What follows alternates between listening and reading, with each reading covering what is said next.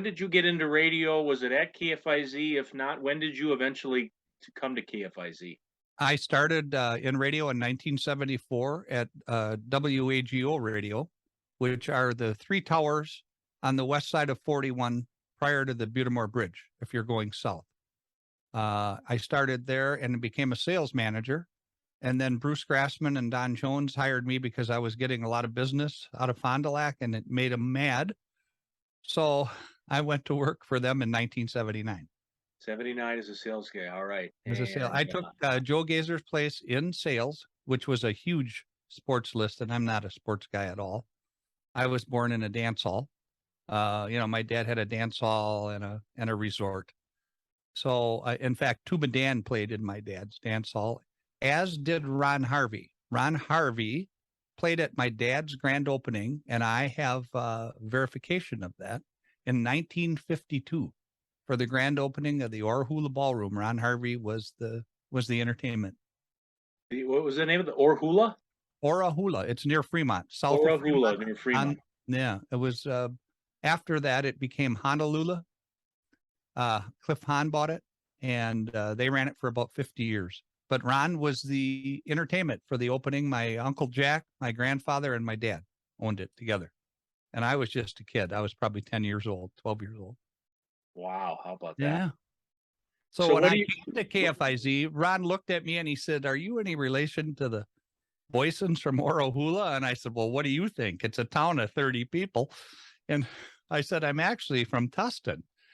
And he said, "I played at your dad's grand opening of the dance hall." And I found some information. I went and did a little search on it, and I have the article, the newspaper ad. Apparently they weren't smart enough to do radio ads yet, but they did an ad which promoted the Ron Harvey Orchestra for the grand opening. What do you remember about your time working all those years with Ron? Class guy, real class guy. He was I don't know if you ever saw him when he was entertaining. If you had the opportunity to see him in front of people, but he was just magic. He was like watching, Lawrence Welk. And he played a lot at the Holiday Inn, Fond du Lac's award-winning Holiday Inn. And Joe Gazer and I would go out and heckle him. And Joe would stand up in the crowd when Ron was playing and singing, and he'd stand up and say, "We love your music here, but Ron, please don't sing." So that's the kind of friends they were. They were very, very, very good friends. He also did the Jan Garber Orchestra for a while. I don't know if you're familiar with any of that, but he ran the United States with the Jan Garber Orchestra. So I would go to his house, he and Linda, and in the basement, he'd have the bandstands, and they would rehearse their music and their songs. And he knew I liked all that because I was born in a dance hall.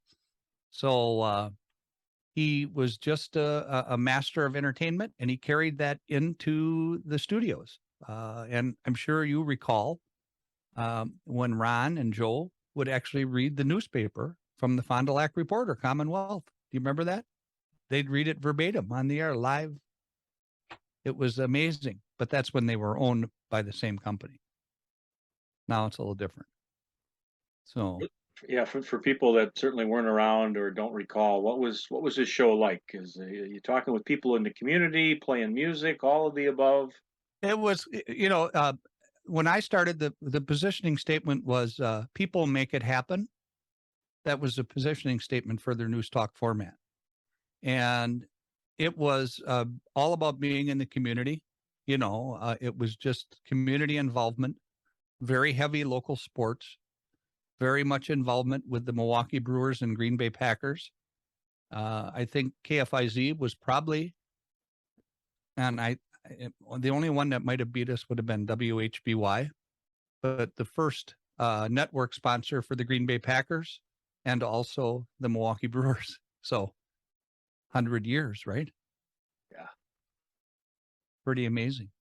What about some of Ron's characters? Or I guess I should say his main character, Danny the Elf. I'm Danny the Elf.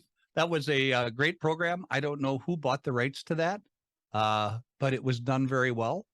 Doug McGrath, Brian McGrath, Santa and the Mailman and the whole thing, a work of art.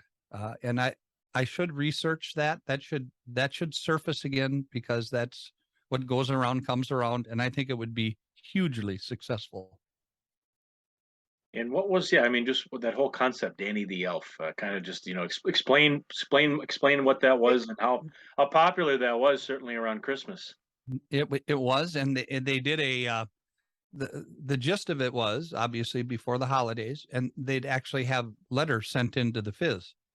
When I started, we were still on Cotton Street, which apparently they're going back to soon. And they would send letters in to the studios, and then Santa and the letter, Brian McGrath would read he was the mailman, and he would read the letters, excuse me, Sean Kaiser is home, and this year he wants a new bicycle. And, the kids would light up. And it was hometown radio at its best, local radio. It was really cool. I know he syndicated it. I don't know what happened to it, but I will look into it. And I'll get back to you, because I'm curious myself. And just talk to his popularity in the community. I know that he was held some leadership positions with different service organizations. And I mean, Ron, I mean, the two icons, right? Joe Gazer, Ron Harvey, they both were Amazing. Mr. Fond du Lac, right? They 1A, were. 1B.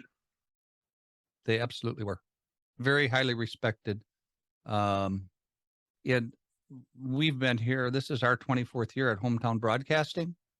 Our hours and our work ethic is a little bit different, especially since the COVID aspect hit the radio station and hit the world. But those guys would come to work at Joe Gazer, worked there 55 years and never drove to work in the daylight. So he was there at 3:00 every morning of his life.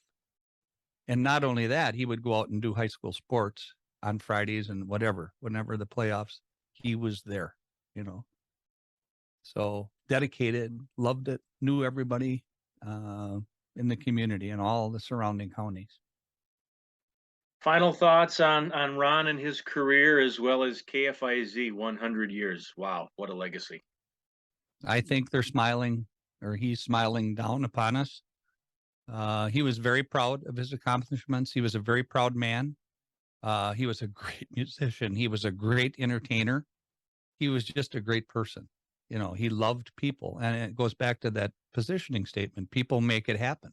So between Joe and Doug McGrath, of course, with the news, he was a newsman for years.